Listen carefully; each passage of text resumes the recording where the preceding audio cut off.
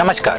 अपने ध्यान के बारे में जो भी जानकारी अभी तक प्राप्त की होगी, आज मैं आपको जो जानकारी देने वाला हूँ वो शास्त्रों में वर्णित जानकारी है। योग शास्त्र ध्यान के बारे में क्या बताते हैं। अनेक महापुरुष नियमित अपने जीवन में ध्यान करते हैं और वो ही उनको सामान्य व्यक्ति से महापुरुष बनाता है।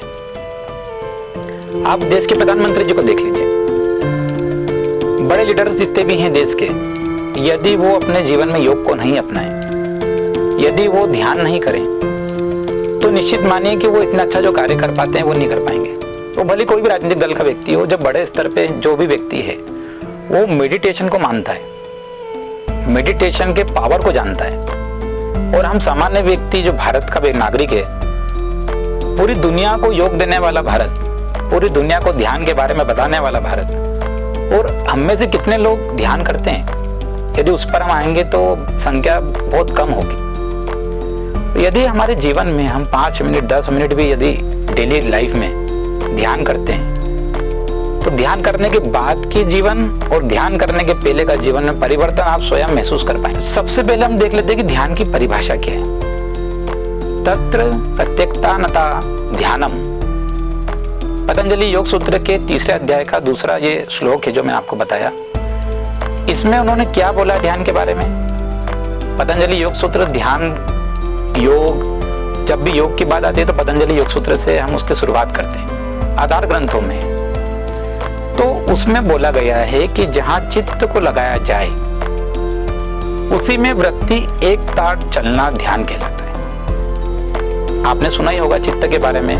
तो चित्त को जहां पर भी लगाया जाए वहां वृत्ति का एक तार पर चलना ध्यान कहलाता है। धारणा का अर्थ है चित्त को एक जगह लाना या ठहराना। जैसे जो हमारा चित्त यदि वो एक जगह ठहरा हुआ है, यदि हम विचलित नहीं हो रहे हैं, अन्य विचार नहीं आ रहे हैं, तो वो ध्यान है। लेकिन ध्यान का अर्थ जहां भी चित्त ठहरा हुआ है उसके लिए वृत्ति का एक तार पर चलना ध्यान है, उसमें जागृत रहना ध्यान है। मतलब जागृत अवस्था देखिए, एक हो गया कि व्यक्ति सोया हुआ है सुप्त अवस्था में, और एक हो गया कि व्यक्ति जागृत अवस्था में। तो जागृत अवस्था में ध्यान होता है, सुप्त अवस्था में सोने को ध्यान नहीं बोला जाता।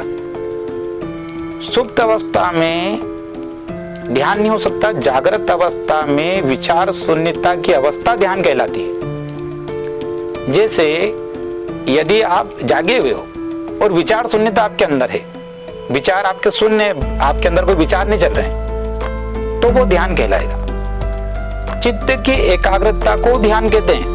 चित्त का एकाग्र होना ध्यान है। चित्त एकाग्र करना या किसी में लगाना या किसी क्रिया में लगाना, वो ध्यान कहलाता है। तो ये चित्त को इतना आसान नहीं है कि अपन ने उसको बिना विचारों को रोक लिया, मन को बिना विचारों को रोक लिया।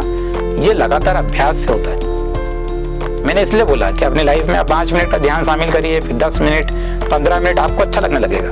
पहले जब अंग्रेज क्या करते थे कि हमारे जो क्रांतिकारी होते थे तो उनको काला पानी की सजा दे देते थे, पर हमारे महापुरुष क्या करते थे कि वो उसको एक अच्छा स्थान मानते थे कि यहाँ पर कोई डिस्टर्ब नहीं करेगा और हम बहुत देर तक का ध्यान लगा पाएंगे। और वो जब ध्यान लगाते थे तो उनके अंदर सकारात्मक भाव रहते थे, सकारात्मक ऊर्जा रहती थी। सबसे विपरीत हालात में भी व्यक्ति खुश है। ये ध्यान की ताकत है। बहुत तरह का काम कर लेगा और प्रतिक्रिया उसकी गुस्से वाली नहीं होगी, चिड़चिड़ापन उसके अंदर होगा ही नहीं।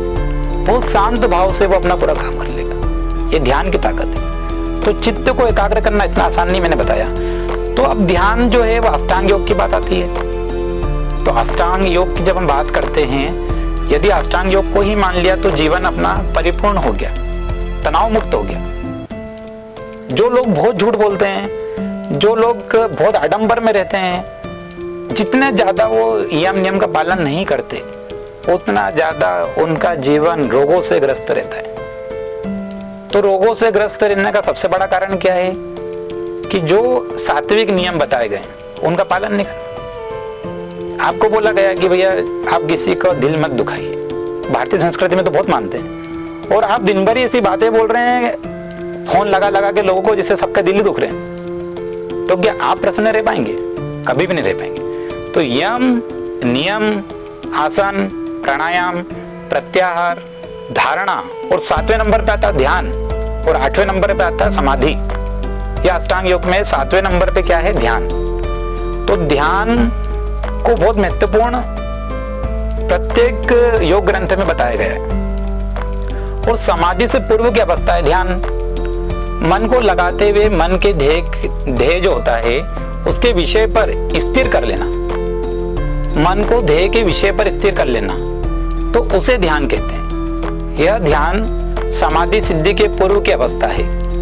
ध्यान अष्टांग योग में आपको जैसे पहले पूर्व में बताया गया 7वां अंग है, और ध्यान से आत्म साक्षात्कार होता है। ध्यान को मुक्ति का द्वार कहा जाता है।